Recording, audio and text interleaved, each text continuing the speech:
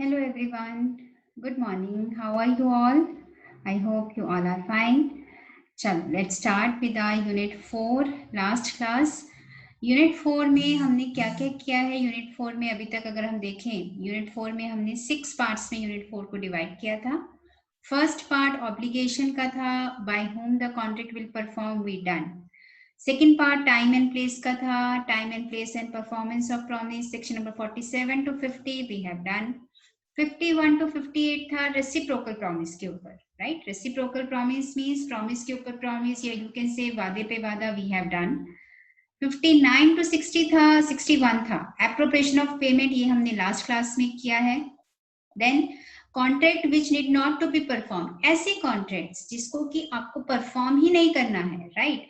हमने यहाँ पे ऑब्लिगेशन लेके चल रहे हैं कि हमारे पास कॉन्ट्रैक्ट में ऑब्लिगेशन नेसेसरी है, ऑब्लिगेशन है, but as per section number हमारा जो contract which need not to be perform वाले सेक्शंस हैं, इसमें ऐसा है कि आपके ऐसे कॉन्ट्रैक्ट है जिसको आपको परफॉर्म ही नहीं करना है. ठीक है जी.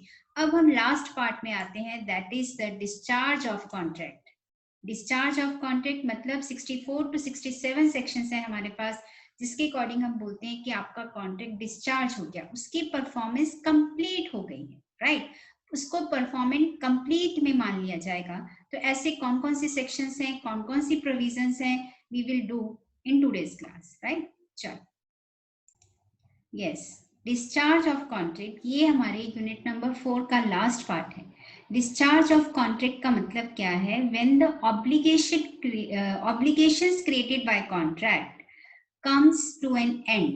When the obligation created by contract, हमने जो obligation create किया था contract के थ्रू, contract बनाया था, उसमें जो हमने obligation create किया है वो set to be discharge हो गया है, come to end हो गया है, या terminate हो गया है, या टर्मिनेशन, परमानेंट टर्मिनेशन उसमें हो गया है कि उस कॉन्ट्रैक्ट को अब हमको कंप्लीट या परफॉर्म ही नहीं करना है, राइट. सो उसमें हमारा फर्स्ट पॉइंट, ये हमने कुछ पॉइंट्स लिखे हैं, राइट.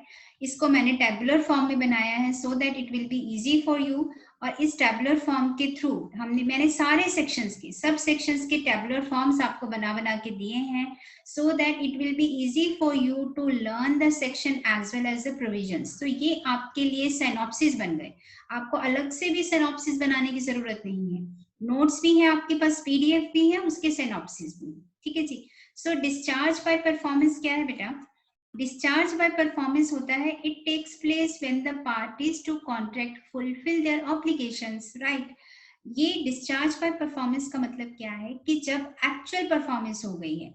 वैसे अगर ये देखा जाए, ये वाला पॉइंट ऑलरेडी हम सेक्शन नंबर 37 में कर चुके हैं, एक्चुअल परफॉर्मेंस और अटेम्प्टेड परफॉर्मेंस है. बट तब हमने ऑब्लिगेशन क्रिएट की थी, हमने ये बात की थी कि हमारा कॉन्ट्रैक्ट में ऑब्लिगेशन किस किस की है. अब हम उसी 37 सेक्शन को ही आगे इसको बेटर वे में समझ सकते हैं कि अगर तो परफॉर्मेंस हो गई, एक्चुअल परफॉर्म हो गई है, right. There are two parties, A ने आपको किसी चीज का डिलीवरी देना है और बी ने आपको पेमेंट दे दिया, दोनों ने काम कर दिया ना, काम कंप्लीट हो गया है. सो उसको हम बोलते हैं actual performance. It takes place when the parties to contract fulfill their obligation arising under a contract within a time, within a manner prescribed. When both the parties, right, जो parties to contract हैं हमारे पास, यहाँ पे performance of contract में section number जो आपका ये unit number 4 है, इसमें जो हमने स्टार्टिंग सेक्शन नंबर 37 से की थी, उसका मेन पार्ट ही ये था कि भाई हमारे पार्टीज टू कॉन्ट्रैक्ट क्या है. जो पार्टीज टू कॉन्ट्रैक्ट है, they are ready to perform, right. दोनों पार्टीज हैं वो रेडी टू परफॉर्म है, 2 हैं, 4 हैं, 6 हैं, जितनी भी पार्टीज हैं वो रेडी टू परफॉर्म है, काम कर दिया उन्होंने, ऑन टाइम कर दिया है, प्रिस्क्राइब्ड मैनर में कर दिया है, तो हम इसको बोलेंगे it will be actual performance. If one party attempted, right, one party is ready to perform and the other party refuses, so it will be amounted to as a attempted performance or tender, right. A contacts to sell his car to B on the agreed price. As soon as the car is delivered to B, B pays the agreed price. It is called as the actual performance, right? अगर इसी example को attempted performance बना लेते हैं, कैसे बनाएंगे? A और B ने दोनों ने कार सेल करने का प्रॉमिस किया हुआ है. A अपनी कार की डिलीवरी लेके पहुंच जाता है, B लेकिन एक्सेप्ट नहीं करता. B एक्सेप्ट नहीं करता तो हम उसको बोलेंगे attempted performance है. उसमें कैसे कैसे क्या रहेगा हम ऑलरेडी 37-38 सेक्शन में कर चुके हैं, right. Then discharge by mutual agreement, section number 62 of the Indian Contract Act provides if the parties to contract agree to substitute a new contract for it or to rescind or remit or alter the original contract need not to be performed, right. For example novation है, आपका alteration है, remission है, cancellation है, right. जैसे for example A owes B 1 lakh, A enter into an agreement with B and mortgage his estate for rupees 50,000 in place of a debt of 1 lakh, right. A ने 1 लाख का उधार दिया था, उसके बदले में B अब उसे अपनी 50,000 वाली जो एक लैंड है वो मॉर्गेज कर रहा है, राइट. सो यहाँ पे न्यू कॉन्ट्रैक्ट बन गया ना, तो ऑलरेडी जो कॉन्ट्रैक्ट था ओरिजिनल था उसको आपने क्या कर दिया, यहाँ पे रिस्काइंड कर दिया है. तो ये डिस्चार्ज हुआ है कॉन्ट्रैक्ट. ओरिजिनल कॉन्ट्रैक्ट बेटा डिस्चार्ज हुआ है by the mutual agreement. A owes B 5 lakh. A pays to B 3 lakh who accepted in a full settlement of the debt. अभी देखो यहाँ पे आप क्या कर रहे हैं, दो पार्टीज हैं. There are the two parties A and B. A ने उसको कुछ भी उधार दिया है, कुछ भी पेमेंट दिया है 5 लाख रुपए का, राइट. B उसके रिटर्न में उसको 3 लाख रुपए दे देता है and A will be happy and A will be settled down, right. A is बोलता है okay ठीक है, I'm happy and your loan has been now settled down, right. The whole contract will be settled down and discharged if A is agree. But here the mutual agreement between the parties must be there. ऐसा नहीं है कि A बाद में बोलेगा कि तूने मुझे 2 लाख रुपए नहीं दिए, उसके ऊपर अगर वो स्यू करने बैठ जाता है तो इट मीन्स आपका कॉन्ट्रैक्ट डिस्चार्ज नहीं हुआ था, राइट. कॉन्ट्रैक्ट डिस्चार्ज हुआ है, आपका सेटलमेंट हो गया है. जितना भी अमाउंट आप दे रहे हो, 5 लाख के बदले आप 3 दे रहे हो, 4 लाख दे रहे हो, जितना भी amount you are paying, but you both parties are settled down, you both parties are satisfied in that case. So mutual agreement हुआ, दोनों पार्टीज यहाँ पे सेटल डाउन हो गई हैं, हैप्पी हो गई हैं, सेटिस्फाइड, राइट. ओके. उसके बाद है discharge by impossibility of performance, right. आपने कोई कॉन्ट्रैक्ट किया है जी, वो कोई इम्पॉसिबिलिटी आपकी अराइज हो गई. In this case it would be impossibility एब इनिशियो, कुछ भी हो सकता है, राइट. कोई एब इनिशियो पॉसिबिलिटी, इम्पॉसिबिलिटी है, कोई भी इम्पॉसिबिलिटी आपकी राइज हुई है. इन दैट केस हम उस कॉन्ट्रैक्ट को क्या बोलेंगे, अभी डिस्चार्ज हो गया. इम्पॉसिबिलिटी बेटा किसी भी तरह की हो सकती है. And unforeseen change in law में ही चेंज कर दिया, गवर्नमेंट ने ही लॉ चेंज कर दिया, अभी आप कॉन्ट्रैक्ट ही नहीं कर सकते. आप लॉ ऐसा बन जाए कि आप अपनी लैंड ही सेल नहीं कर सकते हो, राइट. तो आपने अगर लैंड सेल करने का कॉन्ट्रैक्ट किया है तो ऑटोमेटिकली वो कॉन्ट्रैक्ट आपका डिस्चार्ज हो जाएगा, वो कॉन्ट्रैक्ट आगे परस्यू नहीं हो सकता है. Destruction of the subject matter, जिस सब्जेक्ट मैटर को लेके आपने कॉन्ट्रैक्ट बनाया है, फॉर एग्जाम्पल मुझे अपना कार सेल करना है, मेरा कार ही डिस्ट्रॉय हो गई है मेरी कार, तो उसके ऊपर जो आपने कॉन्ट्रैक्ट बनाया है ऑटोमेटिकली वो डिस्चार्ज हो जाएगा, ठीक है. नॉन एग्जिस्टेंस और non occurrence of a particular state of things which are naturally contemplated for performing the contract as such of a personal incapacity. किसी भी पर्सन की कोई पर्सनल इनकैपेसिटी अराइज हो जाती है, कोई भी उसको डिजीज हो जाती है, राइट. कोई भी डिसीज हो गया, कोई उसकी इनकैपेसिटी अराइज हो गई है, वो अनसाउंड माइंड हो गया है पर्सन, या डिस्क्वालिफाइड बाय लॉ हो गया है, तो इन दैट केस क्या होगा, आपका वो कॉन्ट्रैक्ट डिस्चार्ज हो जाएगा. इनकैपेसिटी में हमेशा ध्यान रखिए, मेजर से बच्चा कोई भी इंसान माइनर नहीं हो सकता है, राइट. जो इनकैपेसिटी में हम 3 चीजें पढ़ते हैं ना, क्या 3 चीजें पढ़ते हैं, the person should be major, the person should be sound minded and that person should not be disqualified by law. तो ये 3 चीजें हम पढ़ते हैं. तो साउंड माइंड से अनसाउंड माइंड इंसान हो सकता है, राइट. डिस्क्वालिफाइड बाय लॉ भी हो सकता है, बट एक बार इंसान मेजर है वो माइनर नहीं हो सकता. उस कैपेसिटी में, उस इनकैपेसिटी में हम नहीं जा सकते, राइट. सो यहाँ पे सिंपल सी बात है, आपकी कोई भी इनकैपेसिटी अराइज हुई है then automatically contract will become discharge. Then declaration of a war start हो गई है, तो हर कॉन्ट्रैक्ट, जितने भी कॉन्ट्रैक्ट अभी हमारी कंट्री में चल रहे हैं ऑटोमेटिकली डिस्चार्ज हो जाएंगे, क्योंकि उस टाइम पे नॉर्मल कोर्स ऑफ बिजनेस होना इज नॉट पॉसिबल, ठीक है जी. तो हमने यहाँ पे क्या क्या चीजें पढ़ी हैं, discharge by impossibility of performance, performance ही होना पॉसिबल नहीं है, उसके इन चारों में से कोई भी रीजन हो सकते हैं, right. A and B contract to marry each other, लेकिन before marriage A goes mad, तो कॉन्ट्रैक्ट ऑटोमेटिकली वॉइड हो गया, ठीक है। Discharge by lapse of time, right, lapse of time हुआ है जी, आपका कोई भी कॉन्ट्रैक्ट आपने किया है, आपने कोई टाइम स्पेसिफाई किया हुआ था, बट वो काम उस टाइम स्पेसिफाइड टाइम में आपने फुलफिल नहीं किया। If it is not performed, if no action is taken by the promisee within the specified period of time, he is deprived of the remedy also, right? यहाँ पे हमने appropriation of payment में time बाद debt की बात की थी, तो वही बात यहाँ पे आ गई है।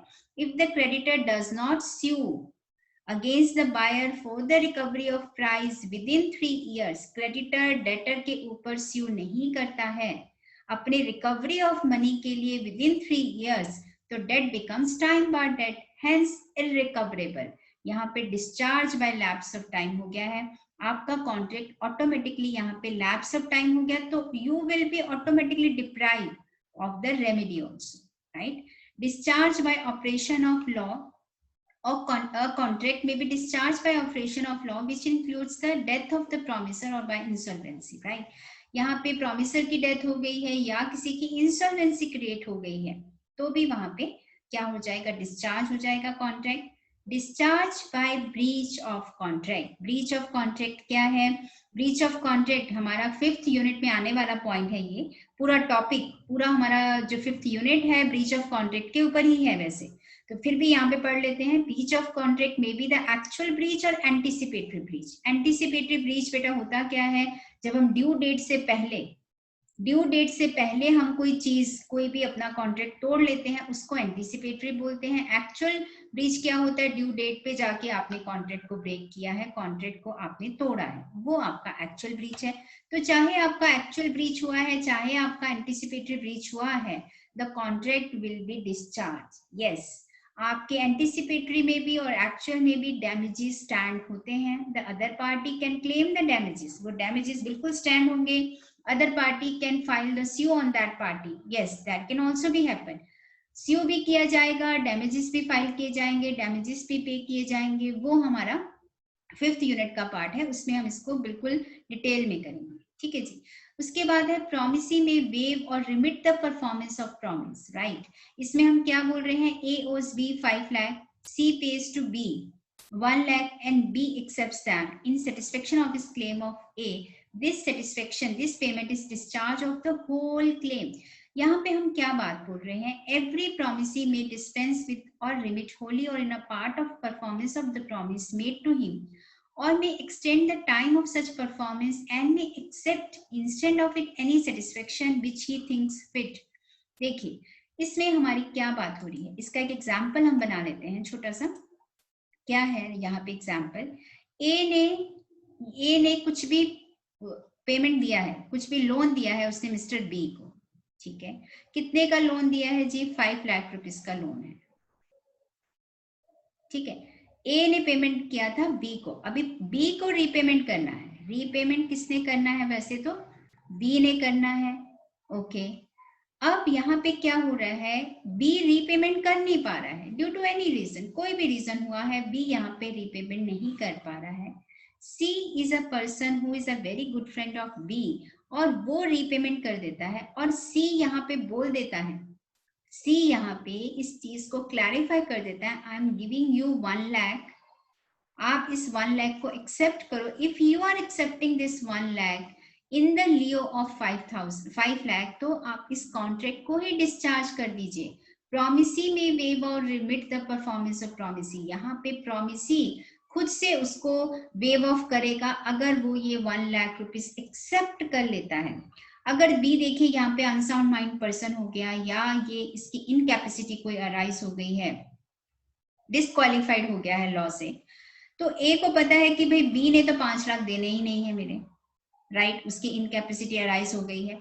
अब सी जो है 1 लाख दे रहा है, और सी बोल रहा है अगर तुम ये 1 लाख लेते हो तो ऑटोमेटिकली जो आपने कॉन्ट्रैक्ट बी के साथ किया था 5 लाख रुपीस का, वो आपको डिस्चार्ज करना पड़ेगा।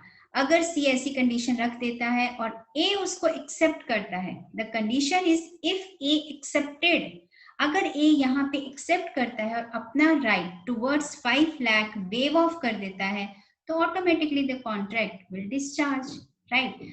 यहाँ पे देखिए ऐसा नहीं है कि ए बी के ऊपर सीयू फाइल नहीं कर सकता, बी यहाँ पे इनकैपेसिटी में है, इवन देन कोई पर्सन इनकैपेसिटी में है उसके ऊपर सीयू फाइल होता है, सो सीयू फाइल किया जाता है।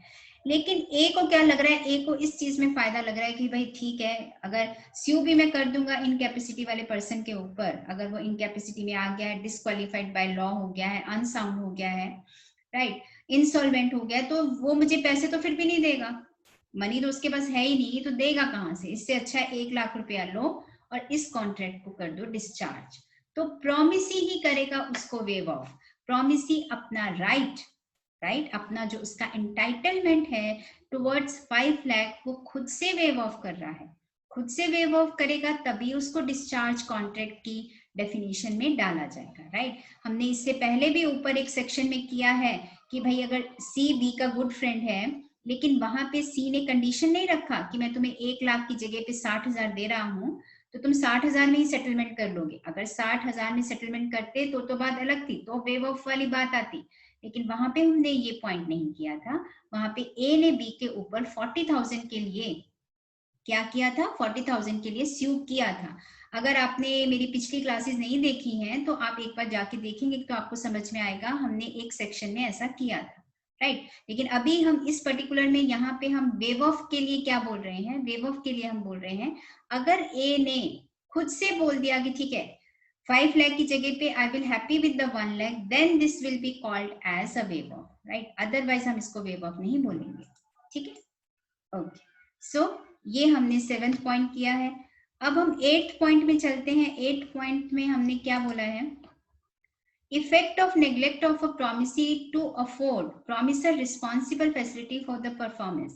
If any promisee neglect or refuses to afford the promisor reasonable facility for the performance of his promise, the promisor is excused by such neglect or refusal as to any non-performance caused thereby, right?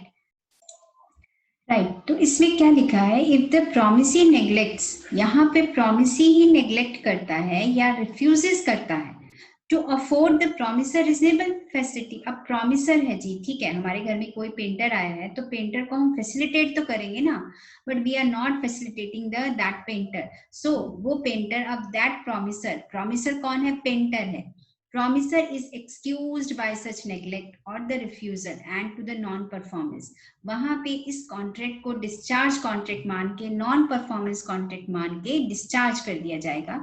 क्यों, क्योंकि promisee ही वहां पे neglect कर रहा है, promisee ही refusal कर रहा है, प्रॉमिसर की तरफ से रिफ्यूजल नहीं है, बट अगर प्रॉमिसर रिफ्यूजल कर देता है उस पॉइंट पे तो उसको डिस्चार्ज कर दिया जाएगा, उस कॉन्ट्रैक्ट को यहाँ पे ब्रीच नहीं माना जाएगा, राइट। डिस्चार्ज हम क्यों बोल रहे हैं, डिस्चार्ज के बाद यहाँ पे ब्रीच नहीं हो सकता है, या डिस्चार्ज होगा या ब्रीच होगा, तो ये डिस्चार्ज हुआ है, ब्रीच हम अभी बाद में पढ़ेंगे next unit. Merger of rights में क्या होता है, sometimes the inferior rights and the superior rights coincide and meet in a one and the same person. In such a case, the inferior rights merge into the superior rights. On a merger, the inferior rights vanish and not required to be enforced, right? Very simple. A took a land on lease from B. A ने land lease पे लिया था जी B से, subsequently A purchase that very land.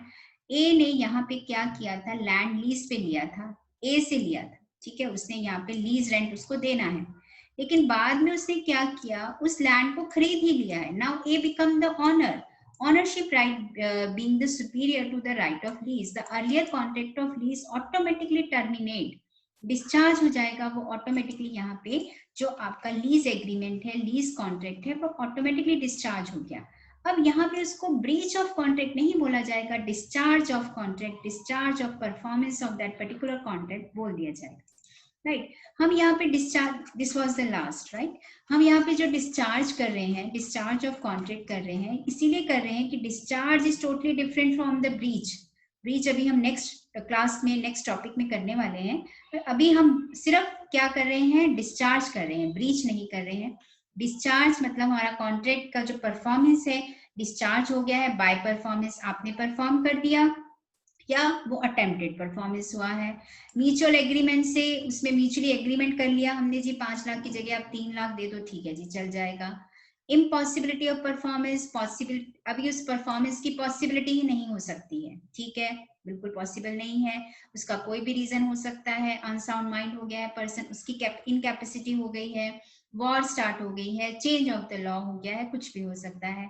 Bye lapse of time में आप सिर्फ एक चीज याद रखिए, यहाँ पे टाइम बार डेट, अगर टाइम बार डेट हो गया है तो आपकी सारी रेमेडीज उस पर्टिकुलर जो है आपका डेट है उसके अगेंस्ट लैप्स हो जाती हैं। Discharge bye operation of law, operation of law में इनकैपेसिटी राइज हो जाती है, अगर लॉ ने ही उस पर्सन को इनकैपेसिटी बोल दिया है आपको तो उस केस में ऑटोमेटिकली डिस्चार्ज है। Discharge by breach of contract, अगर कॉन्ट्रैक्ट ही ब्रीच हो गया है तो वो ऑटोमेटिकली पहले डिस्चार्ज होगा फिर ही ब्रीच होगा। हाँ, ब्रीच हो गया है तो उसमें आपको रेमेडीज मिलेंगी, स्यू होगा, वो सब चीजें होंगी। प्रोमिसी में वेव ऑफ, प्रोमिसी ने खुद ही वेव ऑफ कर दिया है क्योंकि प्रोमिसर उसको फैसिलिटेट नहीं कर रहा था, तो भी कॉन्ट्रैक्ट डिस्चार्ज हो गया है हमारा यहाँ पे। देन लास्ट में हमने बोला है effect of neglect of the promisee to afford the promisor.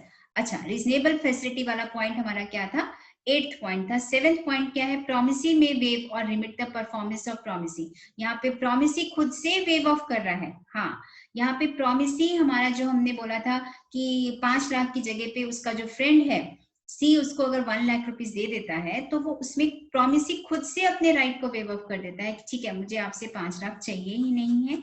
और लास्ट पॉइंट हमारा था एक मर्जर वाला, ठीक है।